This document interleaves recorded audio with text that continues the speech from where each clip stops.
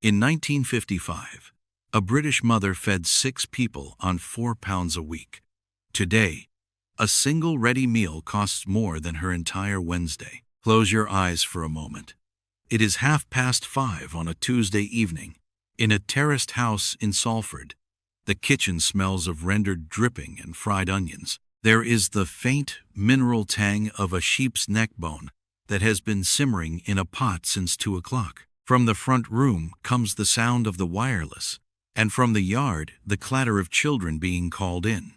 The table is laid with 6 plates, 6 forks, and a breadboard with half a loaf. There is no starter. There is no pudding. There is a single pot on the range, and whatever is in that pot is tea. Not afternoon tea, not high tea, just tea. The meal that happened every evening at the same time, at the same table, from the same pot, and cost a few pennies to make. Here is the fact that should stop you. The average male factory worker in 1955 earned roughly £7.10 a week. After rent, fuel, and clothing, that left £4 to £5 to feed an entire family. £4 for 5 or 6 people for 7 days. That is not a lifestyle. That is arithmetic. And every dinner on this list was the answer to the same equation. There are mouths to feed, there is not much money, and it is 5 o'clock on a Tuesday. Over the next 20 minutes, I am going to take you through 25 of those dinners.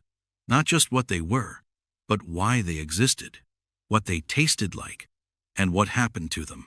But there is a part of this story that nobody talks about.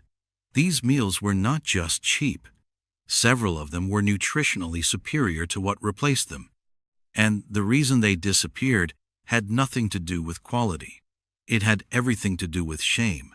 Every working kitchen in 1950s Britain kept a dripping jar. If you grew up with one, you can picture it right now.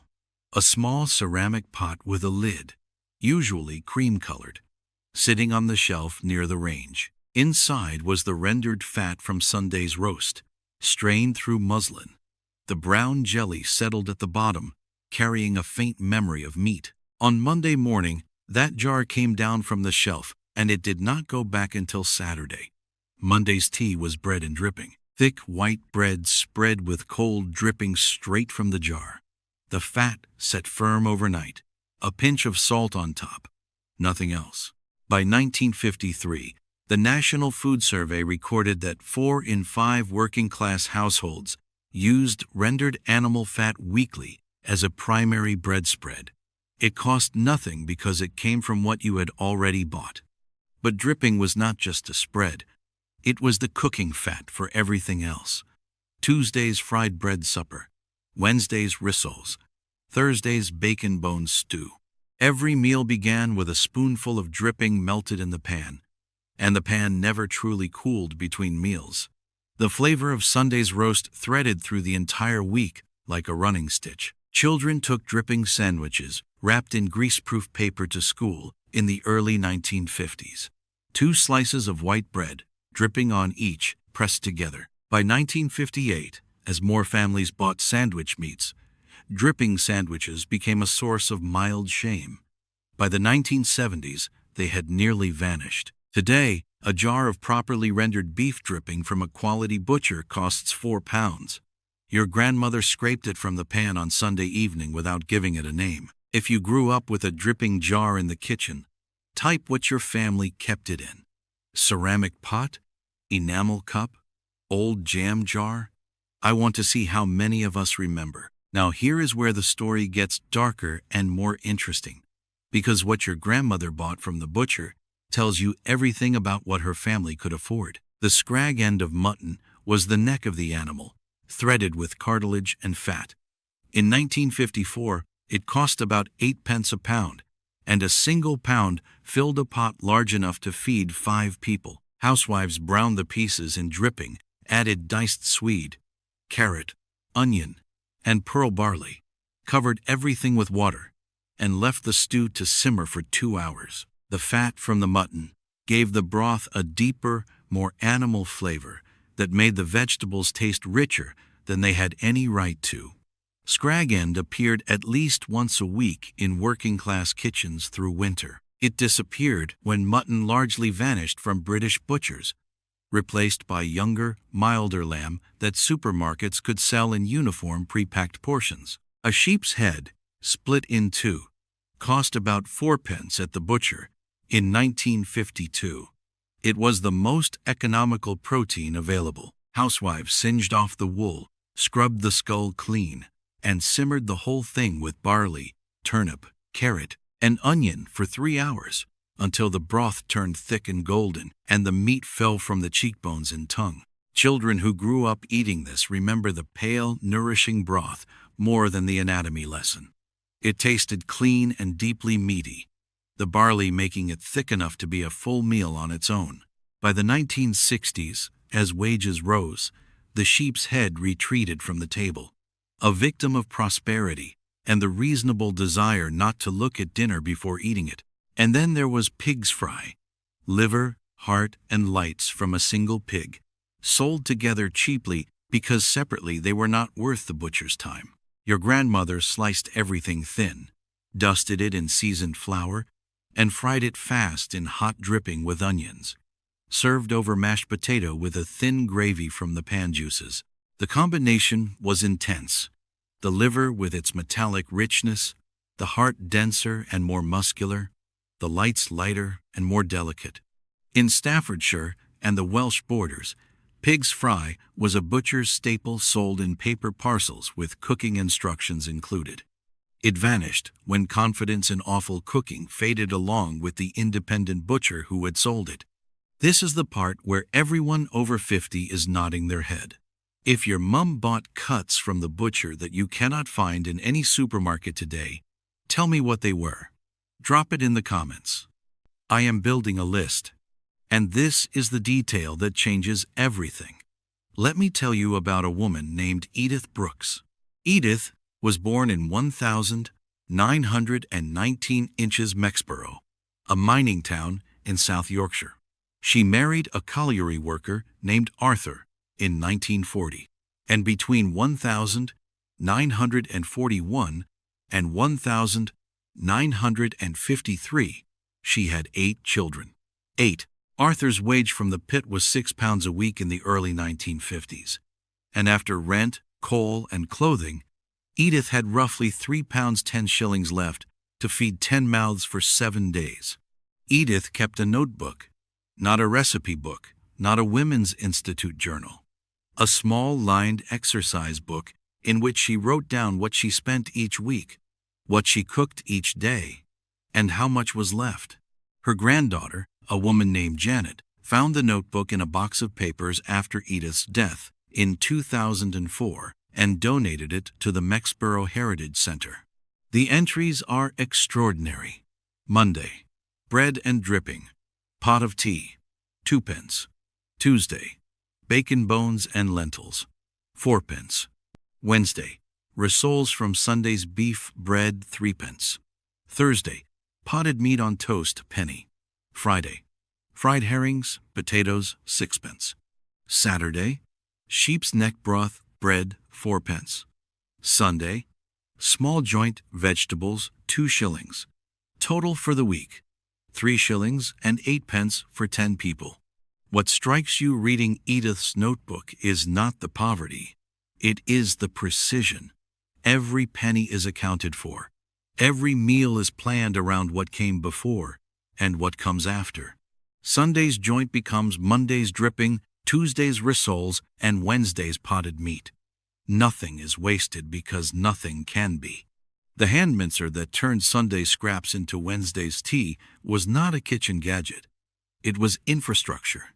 Edith never called any of it poverty food. She called it tea, and she served it at the same time, at the same table, every single day for 35 years. Let me take you somewhere that most videos like this never go. Let me tell you what these meals actually tasted like.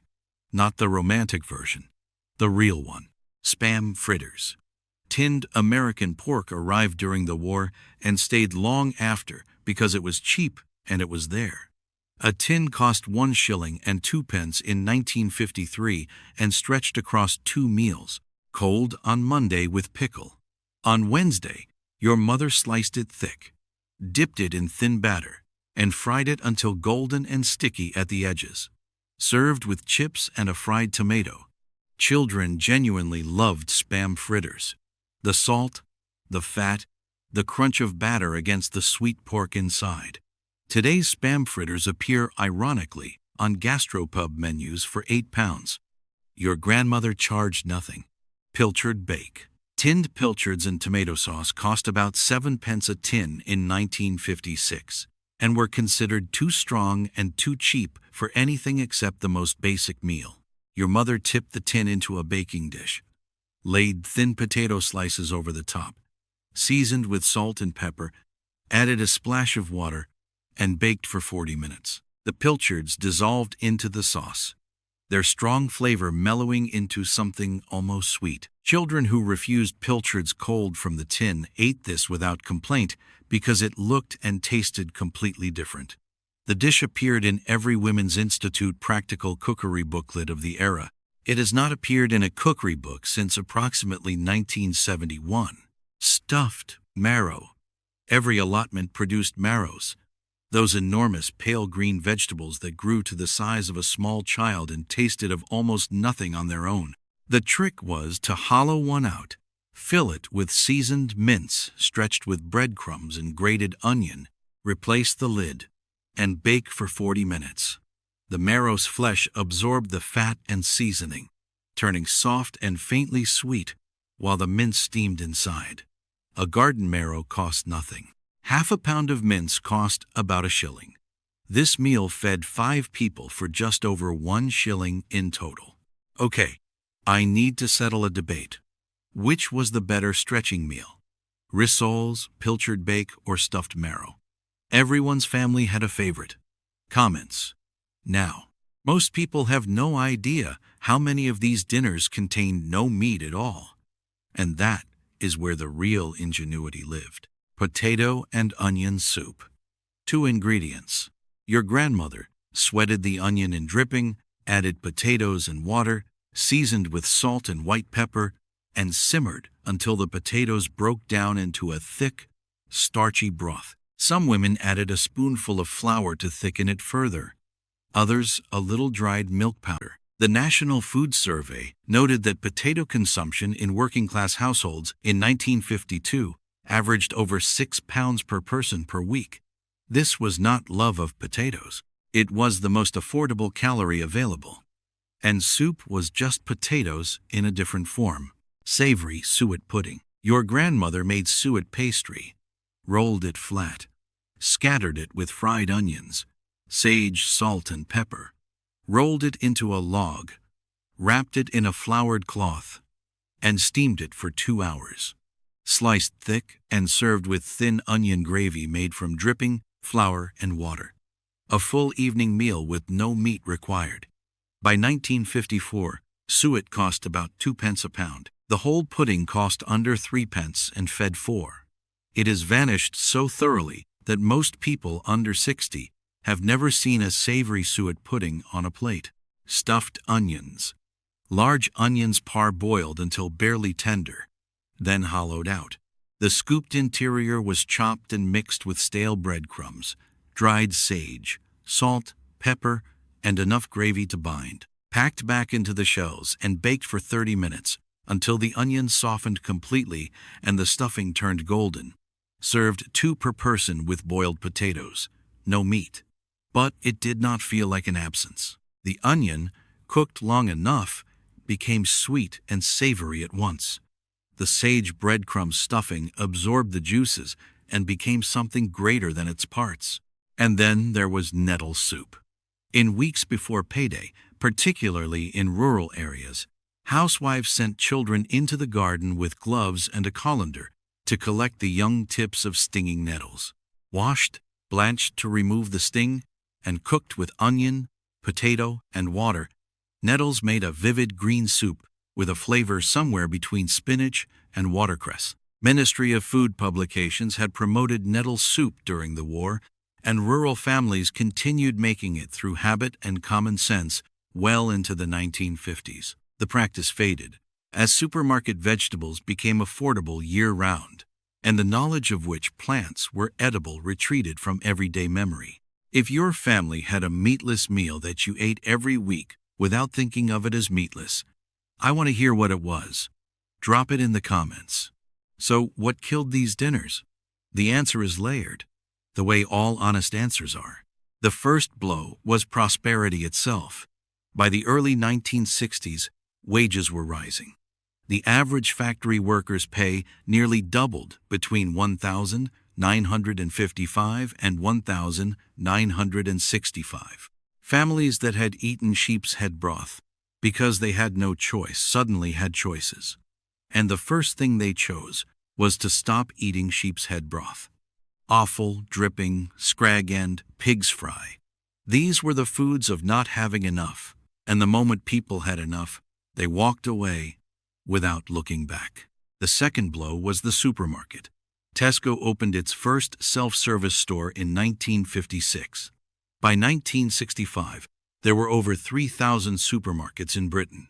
They did not sell scrag end. They did not sell sheep's heads. They did not sell pig's fry in paper parcels with instructions.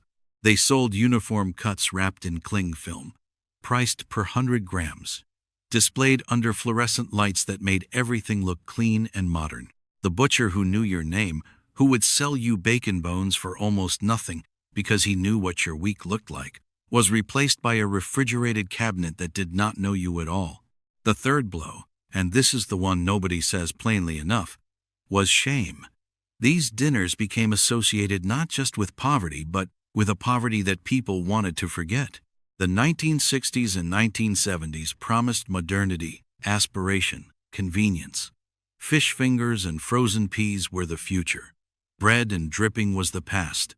And the past was something to escape. By the time anyone thought to look back, the hand mincer was in the antique shop. The dripping jar was on a shelf in a heritage museum. And the women who knew how to turn 3 shillings and 8 pence into 7 days of meals were gone. I would argue that the supermarket did more damage to working-class British food culture than rationing ever did. Fight me in the comments. This is the part of the story that should make you genuinely angry. Because what we lost was not just a set of recipes. What we lost was a nutritional intelligence that modern food science is only now rediscovering and repackaging at a spectacular markup. Sheep's head broth contained collagen and minerals that modern bone broth companies now charge £6 a carton to replicate. The faggots that cost 9 pence at the market stall were organ meat, the most nutrient-dense item on the butcher's counter. Today they are rebranded as pâté and sold at triple the price in delicatessens. Herring, which cost 3 pence each in 1953, delivered more omega-3 fatty acids per serving than any supplement capsule on the pharmacy shelf. Pig's cheek, which cost 8 pence for a full dinner, is now sold as guanciale in Italian delis for £4 apiece. Belly of pork in the 1950s was the cheapest cut available, considered too fatty for a proper Sunday table. Your grandmother paid 10 pence a pound. She scored the skin, rubbed it with salt, and roasted it low and slow for 2 hours with quartered cooking apples packed around it. The fat basted the meat continuously. The skin turned to crackling that shattered at a touch. The apples collapsed into a sauce. It went into the oven when the family left for church and was ready when they came home. In 2009, restaurants discovered belly pork and began charging £17 a plate for the same cut your grandmother considered too cheap to serve to visitors. The pattern repeats across the entire list. Beef dripping is now artisanal. Bone broth is now wellness. Offal is now nose-to-tail dining. Lentil soup is now plant-based protein. Every single one of these so-called discoveries was a weeknight dinner in a terraced house in 1955. The working classes were ahead of the food industry by 60 years, and nobody noticed. Because the food was never the problem. The address it came from was. Think about that for a second. The nutrition was always there. The skill was always there. What changed was not the science. It was the branding. Now, I could end the video there, but there is one more story I need to tell you. Because there is a man in Barnsley who never stopped. His name is Keith Marsden. He is 87 years old, and he lives in a stone end terrace on a hill above the town center.